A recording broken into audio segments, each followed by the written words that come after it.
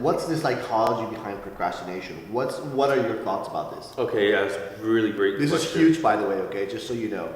Yeah, okay. So, as you know, Adam, human beings are motivated by two things. Okay, we're motivated to move towards pleasure, to things that are like good for us, like, you know, making money, looking good, right, or like, you know, experiences, love. We're motivated to move toward pleasure. We're also motivated to move away from pain. All right, we're motivated to move away from pain. And the thing is, which one do you think is more? Well, I know you know. Well, which one do you think is a more powerful motivator, towards pleasure or away from pain? Pleasure. To move towards pleasure? Yes. Okay, let me put this. Would you work harder to earn $10,000 or to stop someone from taking $10,000 from you? $10,000 away from me. Right. Right. The pain. The pain. You'd be motivated to avoid the pain. Yeah. All right. People are more motivated to move away from pain. I used to think, oh, it's towards pleasure, you know. No, it's more motivated to move away from pain. I mean, okay, that's a fact. And if you think about it, it makes evolutionary sense. Okay, we want to move away from pain because if we're in pain too much, then it could kill us and we could die, all right? Right. Whereas pleasure, it's nice, but it's not as important as our survival, which is moving away from pain. Now, the reason why I bring this up, because this is how procrastination works.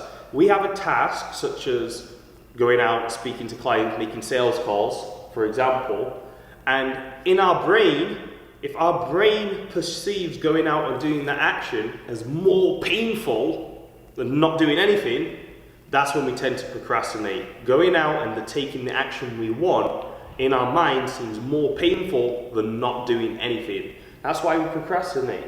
An example is if you've ever had a deadline for something and left the work till right before that deadline, such as taxes, for example. Yeah. You might wait right before the deadline before you get it done. It happens every year. That's because for most people in the head, doing taxes is a painful experience. I know it is for me. All right. So in my mind, I'm like, man, that's a painful experience. And consciously or unconsciously, I'll put it off. I'll procrastinate. And then when it starts coming up to the deadline, I'm like, man, if I don't get these taxes sorted out, I'm going to start having fines and getting fined. In my brain, the fine seems more painful than just doing the work and getting it done. Got it. So it's about the way you train your mind. My mentor would always say, the fear of loss is greater than the fear of gain. Well, I work with a lot of people who want to work out and they don't do it. Okay, so a thing I might do with them is, you notice they're procrastinating or going to the gym or going for a jog or whatever it is they're doing, going for a walk, working out. I tell them this, I say, right, next time you notice you're putting it off, do this. Think of the worst thing, I call it the worst case scenario.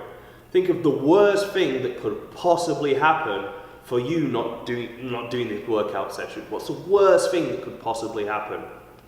Okay, well, you know, I miss it and I put on a few extra pounds. I'm like, great, exaggerate it. Okay, I get really, really obese. Okay, great, exaggerate it. What does that mean? Well, I can't walk anymore. Okay, you can't walk anymore. What does that mean to you? Well, I'll lose my job. I can't meet clients anymore.